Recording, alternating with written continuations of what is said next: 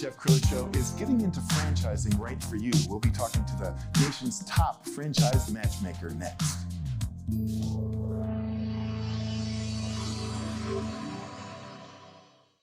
Many are predicting that the worst is yet to come, which is unfortunate, said one person here. Until now, they've enjoyed the reputation of being the nation's icebox. Watched a burglar in his home this morning by webcam. As a journalist of over 25 years, stories are what make my world turn. Reporting live from the Dallas newsroom tonight, Jeff Crilley, Fox 4 News. But in 2008, I took the jump from my familiar life and started a PR firm from my home. We're talking about anyone with a camcorder like the one I'm using becomes a television network. We started slowly growing the company, and we now have over 100 clients, and we've branched into the world of live digital broadcasting. I now own 8 different TV studios and have a huge team, and the stories that I now get to share are sometimes the most important of my life. Life has a funny way of coming around full circle. This is the Jeff Crilley Show. Well, the pandemic changed a lot of things for all of us, and one of the industries that it helped was franchising. It's been going crazy. A lot of people don't want to work for somebody else. They want to go out on their own, but they don't want to actually start with a brand new concept that's unproven. To talk about that today, Seth Lederman. He is the founder of Frannexus. Thank you for coming on the show. Thank you for having me. So you are the nation's top franchise matchmaker. How did this all begin for you? It's been a long road, but I started as a healthcare provider, and as a busy healthcare provider going room to room treating patients all day, I got to a point where I realized that my greatest passion and desire was to build the practice. Going room to room treating patients was no longer exciting for me. It became like a technician. And I had read a book. It was an underground bestseller business book called The E-Myth Revisited by Michael Gerber. And that book talked about franchise principles, essentially, about getting free of your business so that your business is not dependent upon you and that you can provide a predictable, consistent, and reproducible experience for your patient, for your staff, and for yourself. So I deployed everything I learned in that book and took the practice in 36 months up 300%. Wow. And more importantly, I took myself out of the practice so I could work on it rather than in it. That's a big adage that Michael talks about in his book. So when I was able to achieve that in my practice, inevitably colleagues of mine, vendors of mine were reaching out, wanting to know how I did what I did. And I started to share with them the principles that I learned in the book. And I became an unpaid consultant, which is not a good business model. I got the opportunity to formally get trained by Michael to do that kind of consulting. And went out working with businesses of all types. Certainly healthcare was natural for me, but it wound up that I was working with a variety of industries. Before I knew it, I was working with franchisors. And they wanted me to go out and meet with franchisees that were struggling or failing. And I would go out to their location and I would meet great, smart, savvy, well-accomplished people and a great brand. And I couldn't understand where the mismatch was. The mismatch was there was no match. They didn't follow a formalized, methodical approach in determining that that was the right franchise for them. Right. Just because you like pizza doesn't mean you own a Pizza Hut. Just because you came from a specific industry doesn't mean you go into that industry. That's where familiarity breeds contempt. Yes. So, recognizing that this was a big problem. They didn't know things they should have known. Things they found out after, if they had known before, they would have made a very different decision and realized this is the kind of work that I want to do. I want to save people from having that experience. So I provide a very methodical approach for someone in a career transition, an investor looking to diversify their portfolio through franchise ownership. I take them step by step in determining what are the boxes that need to be checked for them personally, professionally, and financially to achieve the goals they're looking to achieve. And then only put in front of them opportunities that are going to check those boxes. Because there's 3,600 franchises operating in the US, and they're not all great. But even the ones that are, doesn't mean it's the right fit for you.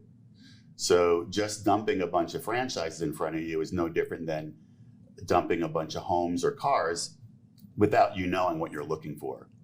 It'll lead you down a lot of rabbit holes, and will take a significant amount of time, effort, and energy going down rabbit hole after rabbit hole, finding out none of these are going to meet your objectives. Seth is very wise, and he gives away the gold generously. If you go to his social media, you'll find all kinds of information. In fact, we found a great video. Let's go ahead and roll that now. So when people approach me and they're thinking about franchise ownership, what's critically important for me is to help determine for them whether franchise ownership makes sense, because it's not for everybody. I can tell you I'd be the worst franchisee because I'm too entrepreneurial. I run a proprietary assessment, and this assessment will show me red flags for franchise ownership. On one hand, you might be too risk adverse. You might need safety and security more than taking the risk of business ownership, and maybe are better suited staying in corporate. Better to know that up front. Maybe you're too entrepreneurial. That's me. I can't follow someone else's recipe. I would want to change the formula for Kentucky Fried Chicken. Why? Just because I'd want to. I'm better off being an investor, not being an operator of a franchise. So my assessment will determine if you have the skill sets and qualities and characteristics that would make sense for you to own a franchise versus doing something else. Wow, great information. And one of the things that you said before we went on camera surprised me, that you really had one of your best years ever during the pandemic. You never would have imagined that. Come April last year, I didn't know what was ahead of us. But what I didn't realize that everybody was home and reachable and accessible. Many people had lost their job or were concerned about that happening or was imminent. And I became really well-versed in getting people very comfortable in exploring all their options. I think it's prudent to always explore all the options that you could consider. And business ownership is always something that's on a lot of people's minds. Franchise ownership provides people the recipe for success in a proven business model that's been replicated and duplicated many times, where you can speak with the owners, where you can review an audited offering prospectus that's updated annually, a much better chance to look under the hood to get the level of comfort and confidence that people have, especially if this is their first shot at business ownership. Yes. And there were so many incentives being provided by franchisors, delayed start dates, waived royalties, all kinds of incentives to get people into franchise ownership. Interest rates significantly low. The SBA program, which is commonly used for franchise acquisitions, was waiving payments, not even deferring them. Real estate depressed, a lot of real estate available. And we learned what was essential versus non-essential industries. So there was a big pivot by investors towards, home service concepts that are a fraction of the investment of traditional brick and mortar franchises with really nice returns. So it just opened up doors of possibility and opportunity for people that they might have thought of, might not have. It was a little bit of shoulder tapping and letting people realize, hey, you know what? It doesn't cost millions of dollars to own a franchise. They're not all McDonald's. There are franchises under $100,000. And it doesn't have to be all of their own money. They can come in with 30% of that investment and leverage the rest through programs like the SBA. And the returns, when you look at it dollar for dollar, compared to other things you can do with that money, makes a lot of sense for most people. Wow. And he's the guy that the media turns to when they need information about franchising. In fact, you're a regular contributor to Forbes. Let's go ahead and put that on the screen. You really enjoy this, don't you? Coaching people and matchmaking, essentially. It's a little bit of consulting, coaching, cattle prodding. I prefer to shepherd than cattle prod, but no day is the same. We work with over 350 franchises across 20 industries, and I work with everyone from professional athletes down to middle management, just having enough money to break away from the corporate shackles of a 9-to-5 job. And if we continue with that matchmaking analogy, I mean, you could go on Tinder and swipe, or you can get a matchmaker, a professional matchmaker who actually knows what they're doing.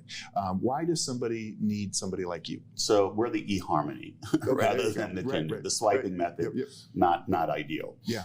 So again, the match is critical. in the likelihood for success. I want to stack the deck of cards in the investor's favor for success in an industry that already boasts the largest amount of success compared to startups or mom and pop fragmented businesses they might be looking at. So understanding personal goals and objectives, understanding skill sets and strengths that will be leverageable. Most franchises do not require, actually prefer no industry experience, which sounds counterintuitive. They want you to have fundamental aptitude and acumen and skill sets that will be transferable to that business. What they don't want you coming in is with your cup already full and they have to empty it and refill it. Yes. So better to have a blank slate when you walk in. So you could be looking at opportunities that are purely passion plays. A strong amount of passion, desire, and interest go a lot further than industry knowledge. So by understanding personal interests, hobbies, background and experience, skill sets and strengths, the risk tolerance, expectations for return on investment, salary replacement requirements. Many times the expectation to replace a salary, get a return on their injection capital is a tall order from a single operating franchise unit. But because you can verify and validate the performance of a unit, well, then you just multiply that out as many times as you need to hit that financial goal and objective. So really, whatever it is you're looking to achieve financially can be achieved with most any of them. Depends on how big a bite of the apple you take in that investment. Absolutely. He has a very active blog as well. Let's go ahead and put that up on the screen so you can see more about that. And this is something where if people come to your website, they don't have to buy from you to start getting educated, correct? So I don't sell anything. I provide a complimentary service. My fees are paid by any of the franchise brands that I would introduce an investor to, and doesn't cost them anything and doesn't impact the investment either. If they went directly to that franchise or work with me, the investment's exactly the same. The experience will be vastly different when you're represented. I'll take you to the VP of franchise development. You're not going through layers of call qualifiers, and you'll be on top of the pile instead of the bottom. Good brands and good markets move fast, and you want to be represented and have somebody guide you through, no different than going into a garden that you've never been in before, where I can point out the poison ivy and the edible flowers. And to me, that is the most valuable thing you're providing, because after a while, you've got a long track record of success with different companies. And you can say to this couple that's thinking about doing this, you know, I've worked with this company, I've placed many people with this company, and they'll take good care of you. Is that accurate? Exactly. It's a long relationship for me. I don't look at it as transactional. We spend several months together in the process. I do my best to keep in touch with people after they've invested in a franchise, make sure that they're trained and onboarded properly, and keep in touch with many of them. And I'm really happy when I hear that people that I've placed are franchisee of the year. They're purchasing additional territory and locations. So a lot of good empirical information where we're gathering more hard data, because I can't guarantee someone's success. Sure. I can only give them the greatest likelihood that they're in the right opportunity. They still have to roll their sleeves up and do the necessary work. Seth, we've only got about a minute left. So are there demographics that work best for you? Older couples, younger couples? I mean, is it all over the map? If there's an avatar for a franchise investor, age range 35 to 55, have to have accumulated enough net worth to get into this. And probably don't want to be doing this in your later retirement years. So that's probably the age range, more male than female. That's changing though. Net worth minimums about 250, liquidity 75 to 100 can really get people into this game without limiting options and getting into something purely based on I could afford it versus it being the right fit. That's within my budget. Wow. You've been a great guest. We're going to have you back again soon. We're going to put the website up to end the segment. Frannexus.com is the website. Seth Lederman, thank you so much for coming on the show. Thanks. You bet. And that's it for now. We'll see you next time.